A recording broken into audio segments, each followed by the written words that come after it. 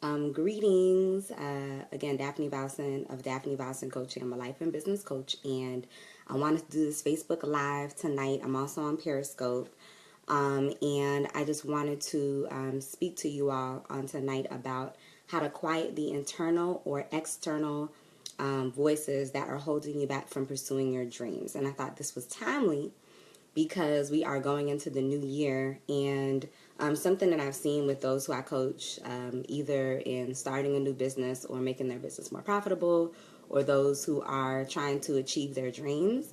Oftentimes, with both of those groups of individuals, what's really holding people back is the internal stuff. It's not the tools that they have, it's not the lack of resources, it's not things not available in their city, or classes or degrees, or any of those things. Even though all of those things help, it's oftentimes the mentality. So self-talk.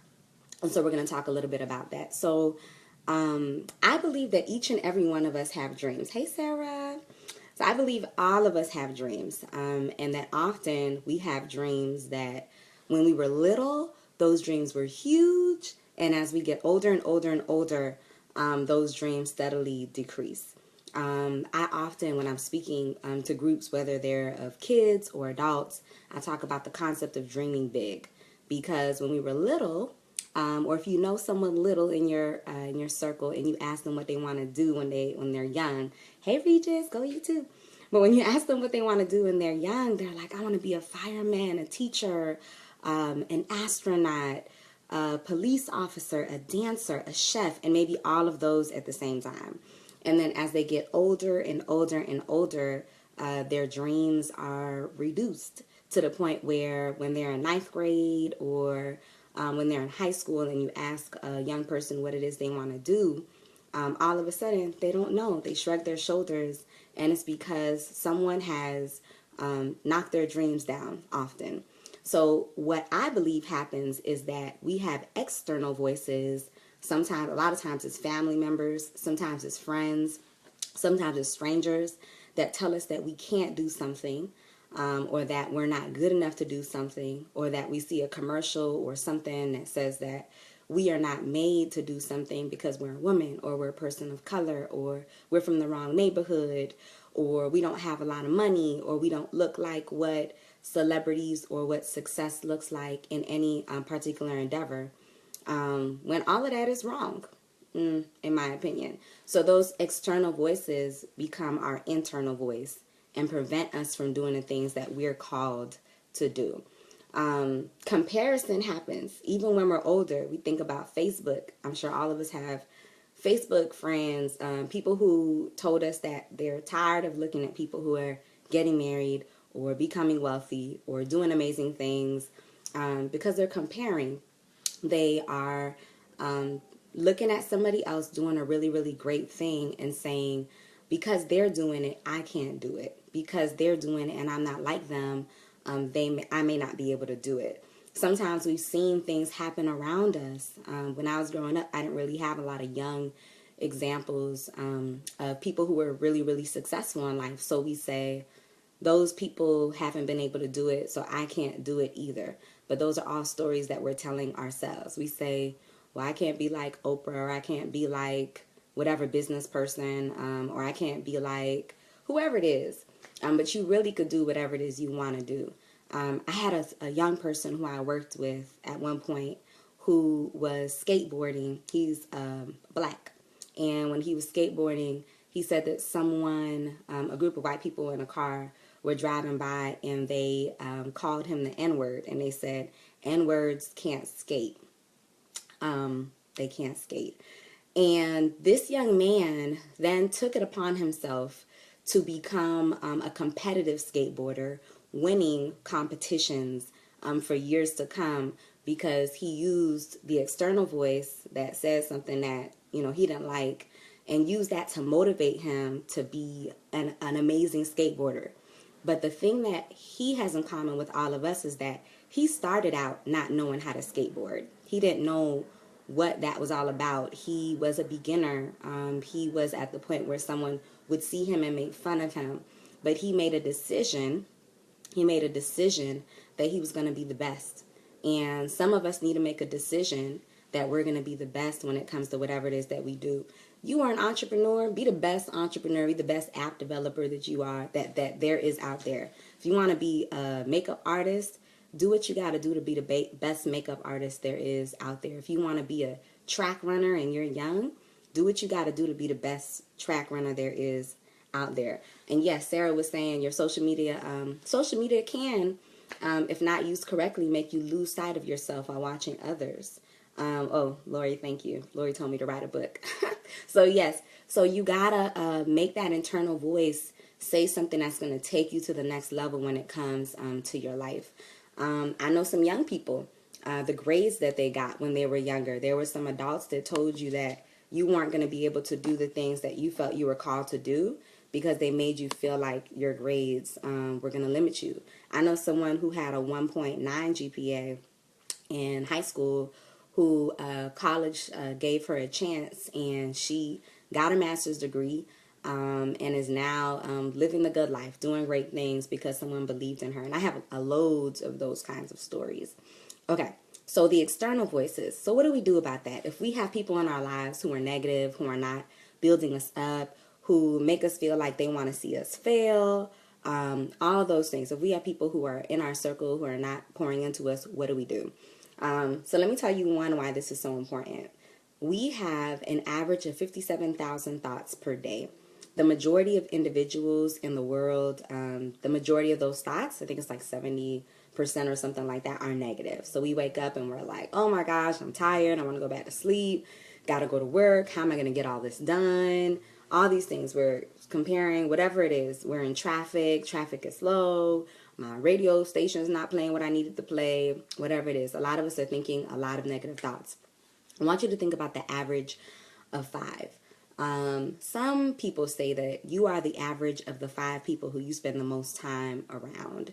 So 1, think about who it is that you're spending time around and how they are with you. Are they helping you to move on up and be positive or be amazing, or are they pouring negativity into you? Are they helping you to advance or to push yourself beyond your limits spiritually, personally, professionally, entrepreneurially, financially? Or are they making you move backwards? I don't believe everyone in our circle has to be making us richer or happier, or whatever the case may be. But I do believe that people in your circle need to make sure that you have peace. So are those people in your circle bringing you peace, or are they bringing you down? So making sure that whoever those 5 people are that are in your circle reflect who you are and who you want to be.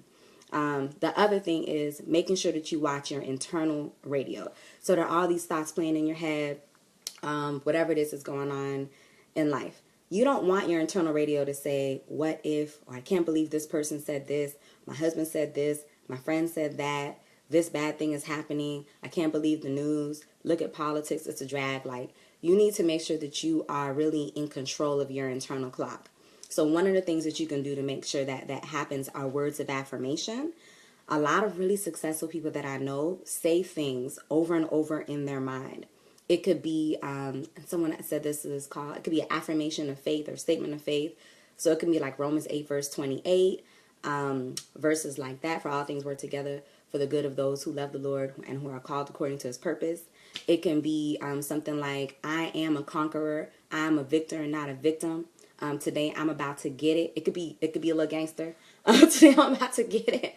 I'm winning today, or whatever it is. Making sure that whatever that internal radio is, that you have something that's going to inspire you.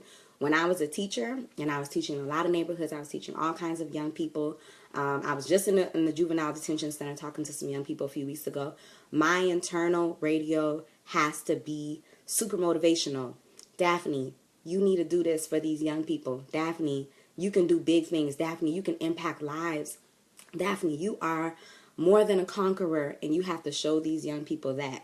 Daphne, you have to believe in these young people. So whatever it is that you need to be telling yourself and reminding yourself of, whatever your name is, hey, today I'm about to make a difference in my job. Today I'm going to do my best. Today I'm going to do everything as unto God, whatever it is. And thank you all for your compliments. Edith, thank you. Sarah, I appreciate you. Yoli, thank you so much. Yeah, and a lot of people have us quiet. There are some bosses, but Yoli's saying there's some bosses that have us quieting ourselves and making ourselves feel small. Boyfriends, friends, all those things. But you got to change that internal radio. You have to have ownership of your space. That means I don't care if you're going into an interview or if you're going into a group of people who don't have your back. You need to make sure that you determine what it is you feel about yourself in that moment. You're going into an interview, someone has an attitude, they're negative, they're belittling. Who are you? What do you believe about yourself? What do you believe that you need to represent in that moment? So remembering to think about all of those things. You are, and I've been telling a few clients these past 2 weeks, you're the same person before that interview that you are in that interview, no matter who is talking to you. You're the same amazing person before you get into the space of people who are not having your back as you are when you get into that space, no matter what those people say about you. So just reinforcing to yourself who you are, even if those external voices are doing their thing. So internal voices. So coaching is about consciousness. And you have to be aware of what you're telling yourself to hold yourself back. I used to be a replayer. I would replay every negative thing that happened. If I'm in a store, grocery store, somebody's being negative to me, I'm replaying, why are they so negative? What is their problem? Why are they so unkind? Replaying. We don't have time for that. Somebody who I met years ago, I was in a situation where I had a boss who was really belittling, and an older man told me, and I believe this applies to everything, relationships, politics, anything that's getting you down. He said, you got too much life to live. You have too much life to live to have this get you down. He said, you give that situation 15 minutes. Put your head down, sob, do what you need to do, but then you put your head back up because you got too much life to live. And I hope that hits somebody, because this year I've known a number of people who have passed away unexpectedly, who don't have the ability to live the lives that we're living. I know people who have committed suicide. Life was too heavy for them. All of these things. I know young people who wanted the opportunity to live, teenagers in the different areas that I worked in. They weren't able to continue their lives. Health issues, violence. You have too much life to live. Don't give that situation any more of your time than it deserves. And it really doesn't deserve your time, because you're too special for that. You're too special. I don't care how much money you make, what kind of job you have, what kind of friends you have. You're too special. You have too much life to live. And that man told me that after I told him like at least 30 bad things that happened to me with an employer. He said, you got too much life to live. 15 minutes. That's all I'm going to let you give it. I just met the man and he told me that. So remember that when it comes to that internal clock, how can you make yourself remember that you only have a certain amount of life to live and you can't give it to that person or that situation who probably wants to take it away from you? Yeah. So that's something I really want you, if you don't get anything else from this call, I want you to talk about that. I want you to think about that. The other thing is, some of you all have some ideas that you started, some professional ideas that you stopped. You had a book that you were writing. You had a dream that you put everything together for. You even had a name for it. You have some notes somewhere in a journal with some things that you want to start. You may have even gathered together your team to start getting it together, and you stopped. And maybe this is something that is happening to you over and over again. You're starting and you're stopping. You're starting and you're stopping. You're starting and you're stopping. Or you started something, you built a wonderful foundation, and you stopped it. So this is what I want you to know. So that has to deal with a few things, but I'm going to talk a little bit about procrastination. So what are you telling yourself in the middle of that idea? Are you saying, these are some reasons why we procrastinate. And some people procrastinate for years. So this is what we're telling ourselves sometimes. I can't do this. It's just too big. It's too much. I can't do it. So when I started my business, I have a coaching business. When I first started, I had one client. I was making very little every month. I was doing a whole bunch of stuff on the side. I was working from 5 a.m. to 10 p.m. outside of being a newlywed. And so when my husband got home, I would put my laptop away. If he was sleeping, I would take it out. If he went to the bathroom, I would take my laptop out. I was trying to work on this business. And I was like, man, I just can't do this. I just can't. And sometimes God doesn't want us to do something. Sometimes things are a sign, but sometimes they're a test. And in that case, I thought it was a test. So I could do it, but I was telling myself I can't do this. But I kept working, right? So I can't do this is the first thing we tell ourselves. And you have to figure out what is the opposite message to tell yourself. I can't do it. My undergraduate degree is in public relations. I have a number of people who support me and who love me. I have a lot of people who poured into my life who told me I can do things. So what are those different things for you that are the opposite of I can't do this? The other thing is, this isn't good enough. What I'm producing is not good enough. Some of that comes from that comparison thing. Even my look is not good enough. Look at these other people and how beautiful they look. What I'm producing is not good enough. Look at that other website. Look at this other presentation this person did. Look at what they said they're doing. This isn't good enough. So one thing I heard a coach say that I loved, she said, you have no competition because there's nobody like you. You do things the way you do them and the way only you can make them happen, whether you're a consultant, an app developer, web designer, book writer, author, speaker, whatever it is.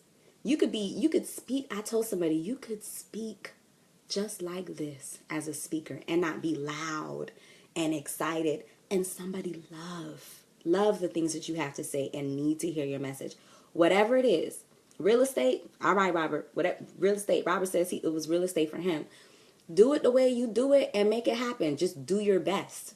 So it can be good enough if it is your best, right? I will never be successful is something that some of us tell ourselves. I will never be successful. I will never be. Let me tell you something. I know some people who are doctors at 30, but I also know some individuals. I met a woman the other day. She became a registered nurse at 40. My mother became a registered nurse at 40. My mother didn't speak English when she came to this country and didn't have a GED. She became a registered nurse at 40. There are other people, a lot of famous people. If you Google people who were successful after 40, after 45, whatever it is, all types of people you would never know. Designers, restaurant owners, entrepreneurs. Some people failed so many times, lost loads of money before they finally were successful. Other people were doing something like the Harry Potter author. I don't remember her total story, but I remember she was very poor. I believe she was on public assistance. I believe she was an older woman, so above, 25, above 30, when she started Harry Potter, when she created that, and it became amazing. So thinking for you, that whole I'll never be successful, what is that about? Even if it's in your job, you're a manager, you want to be a higher manager, you want to be a district supervisor, and you don't feel like you can be a district supervisor, do what you got to do to make it to that district supervisor level. You can be successful. You just got to put in work, right? And the next thing people say is, what happens if I fail? One of the things that I read about was some of the people who are most successful actually go through the whole process of what would happen if I fail. Okay, what would happen if I fail? I would lose all this money. I would lose my investment. I need to pay the bank back. I might need to move into my mom's house. I might need to do this. I would be embarrassed. And then what would happen? You might find a job, get another side hustle, become a waiter, waitress, whatever you need to do. Go back to school, get a certification, move into another apartment, get over the embarrassment. Don't worry about what people say about you, whatever it is. But whatever those challenges are associated with you not being successful at a certain project, go through the whole situation of what would happen if things don't work out. The whole thing. If this doesn't happen, then what would happen? If this doesn't happen, what would happen? If this doesn't happen, what would happen? Get it all out. Then think of solutions that can prevent you from going from one step to the next. For example, there were jobs that I left that were very unhealthy for me physically and emotionally. And when I left them, one person told me, for example, they said, if you leave this job, that's really dumb because we're in a recession. And I asked myself, if I leave this job, what will happen? I might get another job. I might not get another job as soon as possible, but if I don't, That means that I need to save money, or I have my backup. I have my credit that I have. I need to make sure I have cushion. I need to make sure I reach out to friends to see if anybody has a job. A few months after I left that job, when that person told me, you're dumb if you decide to leave that job, I got a job that was paying me $10,000 more. I'm sorry, yeah, over $10,000 more than the job I left. The job I left had me break out in rashes. Every day I was kind of sad going to work. I was getting paid pretty well, but I left. I felt like it was the right thing to do, and I was wise about it, making sure that you're wise. So my internal voice said, all right, what happens if I fail, if I don't get a job? I have to get a job. And I remember telling my mom, I have so many skill sets. Yes, I have a master's degree. Yes, I had a bachelor's degree. Yes, I had all these credentials. But I was like, all right, if I don't get a job, temp agency, waitressing, secretary, whatever I need to do, recruiting, something, tutoring, I can do all these different things because I feel like I really need to not be in this one situation. So again, here's some things that people tell themselves. I can't do this. This isn't good enough. I'll never be successful. What happens if I fail? Go through all those things that I told you about as you're thinking about how to deal with those things. But those often are the messages that we're telling ourselves when we stop. Or we stop and start and stop and start and stop and start. We think that if we start something new, that thing is not going to happen. We're not going to think, I can't do this. This isn't good enough. I'll never be successful. What happens if I fail? But you got to deal with that. Deal with those messages before you start your next thing, so that when you start your next thing, everything will be much better, or that you'll go equipped with those internal messages. All right, so this is the last thing I'm going to tell you about. I want you to decide to tell yourself something different. Tell yourself something different. If you couldn't fail, what would you tell yourself on the journey? If I knew in my business, so I didn't tell you the end of the story. So I had that, I started out working morning to night, and struggling basically to make money in my business, doing side hustles. I was tutoring a lot. I love my young people, but I was tutoring a lot on the side as I was starting a coaching business. Now I have a full client practice, and I only work 12 to 14. I only work 12 to 14 hours a week. I'm with my baby in the day, Wednesday through Friday. I got a nanny that comes Monday and Tuesday, work on the evenings. My husband watches my baby on Saturday. And I only work 12 to 14 hours a week. At the beginning of the year, and my husband, I don't think he would mind me saying this, I think he's watching now, my salary was on par with my revenue was on par with my husband's salary. I only work 12 to 14 hours a week now. And after having my baby in February, I should be back there, only 12 to 14 hours by March, basically. So I was able to do that because I told myself, if I couldn't fail, how would I do this work? How would I do my social media? How would I approach sales? How would I approach not getting a sale? How would I approach applying to speaking engagements? If I couldn't fail, how would I do that? How would I feel on those days when I'm tired and I want to do something for my business, or I want to do something for a client? But so asking yourself that, so how would I do this if I couldn't fail? How would I approach that real estate licensing exam? How would I approach my boards for medical school? How would I approach my boards in pharmacy school? How would I approach that person at work who is disrespecting me and making me feel small, but I know I'm not. I know I'm bigger than that. How would you approach that if you knew you couldn't fail? And then if things don't go as planned, thinking about how you respond to those things, right? Know that you're still on the journey to success.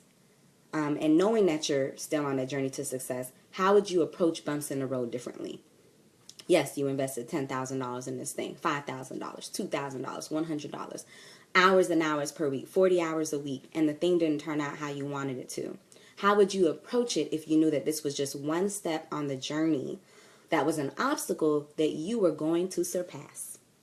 How would you approach it differently? So thinking about that. The last thing is define what brings you peace daily. So this is something that I know this is going to pull on someone's strings, and I pray it's not offensive, but this is important. So I want you to not base your life's happiness on one destination. I don't want you to base your life's happiness on marriage, on if I don't get married, I'm going to be depressed the rest of my life. I don't want you to even base it on getting out of debt. You're paying those debts regularly.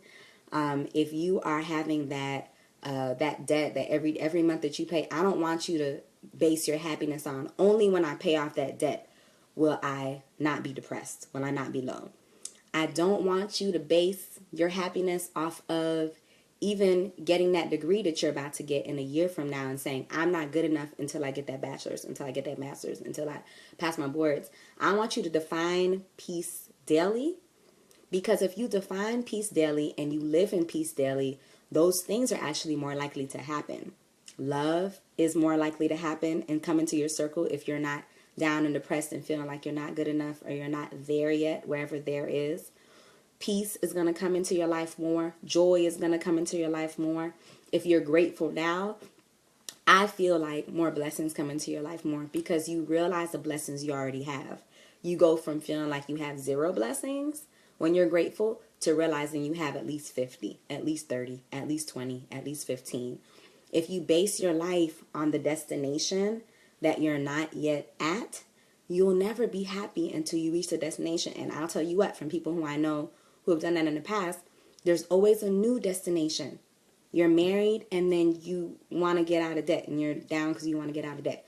And then you're out of debt, but then you want to get this degree because you feel like if you don't get this degree, this PhD, people aren't going to respect you. And then you feel down then. Then you have a house and you don't like your house because you're paying student loan debt because you're trying to get the PhD. We can sometimes put ourselves in a place where we'll never feel like we're good enough.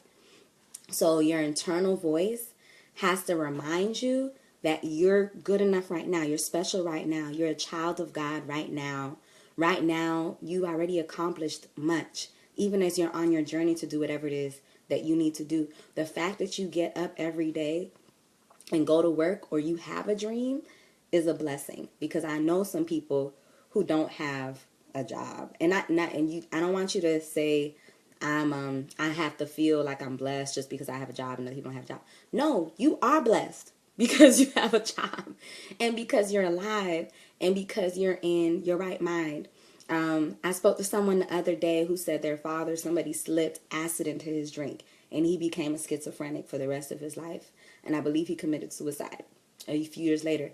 He lost, just in one day, he lost his mind basically. He wasn't the person he was before. I know a number of people who had a stroke, and after the stroke, they no longer were who they were before.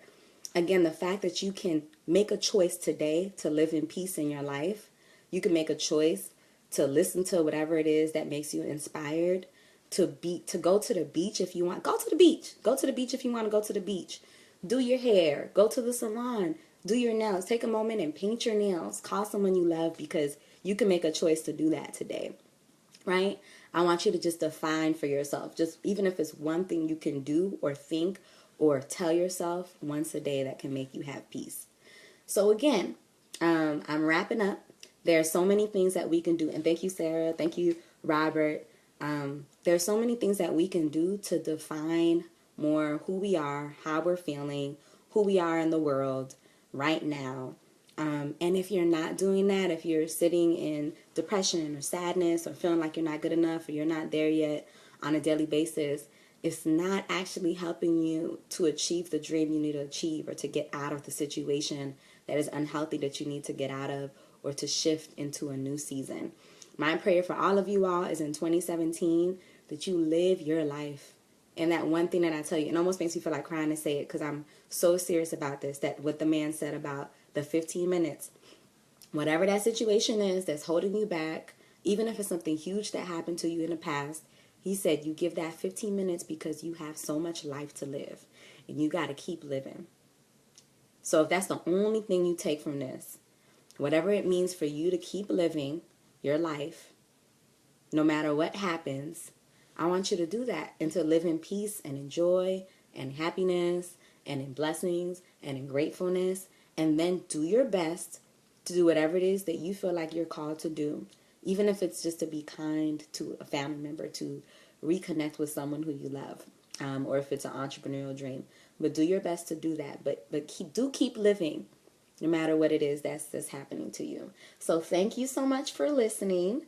And for those who shared, I prayed with my husband that this message would bless someone tonight. That it would really, really pour into the hearts of someone, because I felt like I needed to do it, even though it was a long day. I felt like I needed to do this message. So I'm glad that people are saying that it's blessing you all. And I pray that you do share it, or even if you don't share it, just take it for yourself. I just need you to keep living, you, whoever's listening right now. So many, many blessings, and have a great evening. I'm going to try to end this. Bye. Many blessings.